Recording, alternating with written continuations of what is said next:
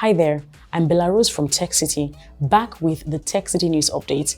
Today's news update is a special report on the hashtag Twitter ban by the Nigerian government, as well as an editorial on what exactly transpired, where it all began, where it led us, and where we stand. All the details after this.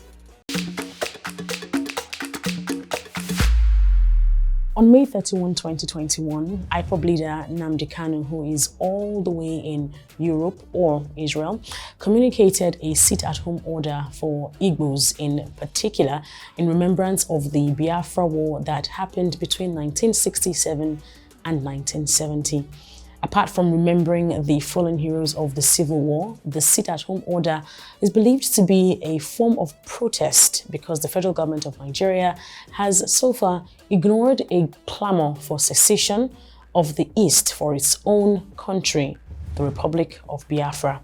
More than a few Nigerians across eastern states in Nigeria agreed to observe the sit-at-home order, while others tweeted in solidarity with the hashtag Ozwemena, which loosely translates "We Remember."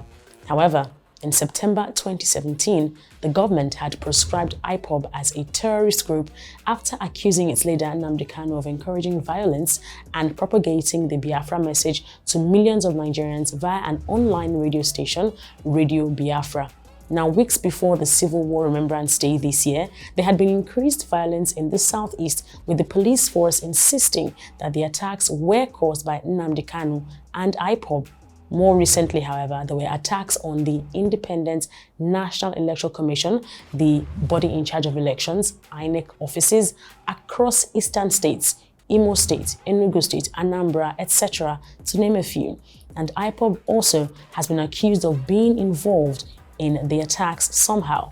Though no tangible evidence shows the group are in fact responsible for the attacks, the police force claim that a Joseph Uka Nachi, whom they captured, has been orchestrating the attacks on the INEC offices on behalf of IPOB.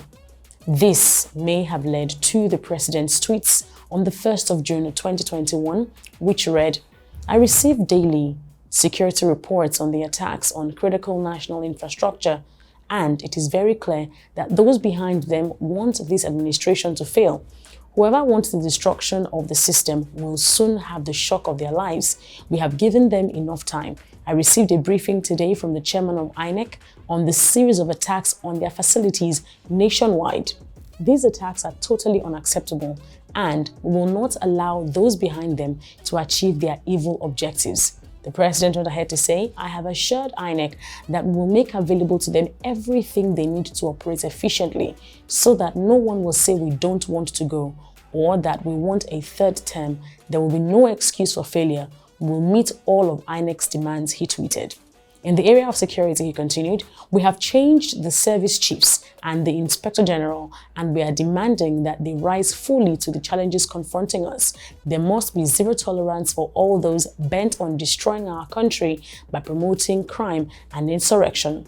And the final tweet, which was eventually deleted by Twitter, read, "Many of those misbehaving today are too young to be aware of the destruction and loss of lives that occurred during the Nigerian Civil War. Those of us in the fields for 30 months who went through the war will treat them in the language they understand." After that tweet, there was an uproar on Twitter by Nigerians saying the president's tweet bordered on genocidal, and the tweet was reported en masse.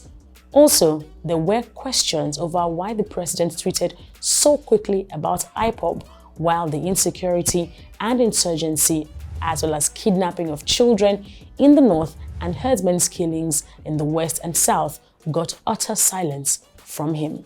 The following day, June 2nd, 2021, Nnamdi Kanu tweeted, "Any army they send to #Biafra land will die there. None will return alive, even if it means sacrificing my people." Now, while Buharis tweet was deleted first because it was reported as abusive and was seen to violate the Twitter rules, Nnamdi Kanu's tweet was also deleted much later for the same reason of being reported, but not before the government of Nigeria banned the operations of Twitter in Nigeria because the president's tweet was deleted. According to the Minister of Information, the ban was because Twitter was persistent in using its platform for activities that are capable of undermining Nigeria's corporate existence. The ban was announced on Twitter. Now, right after Nigerians criticized the government for announcing the ban of Twitter on Twitter, asking how the ban would be implemented, there was a gradual Twitter blackout, beginning with MTN, and other telcos followed. There are indications that MTN kicked off the disconnection first because they have been slammed with fines in the past, and a leaked letter from Alton proved that indeed there was an order to cut off access to Twitter from the NCC. Now, in the statement that went out banning the operations of Twitter in Nigeria, the Minister of Information's comment on the government asking the NBC to immediately commence the process of licensing all OTT and social media operations in Nigeria did get a number of people worried. OTT is over the top, a collective word for non-traditional media. As long as it's not on television, radio, newspapers, or on billboards, which we are traditionally used to as sources of information, it is over the top. So your Twitter, Facebook, YouTube, Netflix, Spotify are all OTT media. Now, this clause in the statement from the Ministry of Information got Nigerians up in arms, suggesting that the Twitter ban was in essence a complete social media ban, camouflaging as a simple issue with Twitter. Recall that the social media bill is still being deliberated by the Senate. Now, following the inability of Nigerians to access Twitter on mobile data, they began using a virtual private network VPN to keep their Twitter accounts active. But the Attorney General of the Federation, Abubakar Malami, went ahead to announce that anyone using a VPN could be prosecuted because it was illegal to tweet if the government had said Twitter operations in Nigeria were banned. While Nigerians kept tweeting in their droves via VPN, allegations had begun filtering that the government had reached out to the Cyberspace Administration of China, CAC, to discuss plans to build an internet firewall, a way of having a separate network for the Nigerian internet that will give the government control over social media platforms such as Twitter, Facebook, and over-the-top media. Now, this internet firewall would possibly give the Nigerian government power to block VPN, a service that many said the Nigerian government could not afford as it cost billions. Moving forward, Twitter's policy unit went ahead to respond to the government of Nigeria, saying, "We are deeply concerned by the blocking of Twitter in Nigeria. Access to free and #open internet is an essential human right in modern society." They went ahead to say, "We will work to restore access for all those in Nigeria who rely on Twitter to communicate and connect with the world.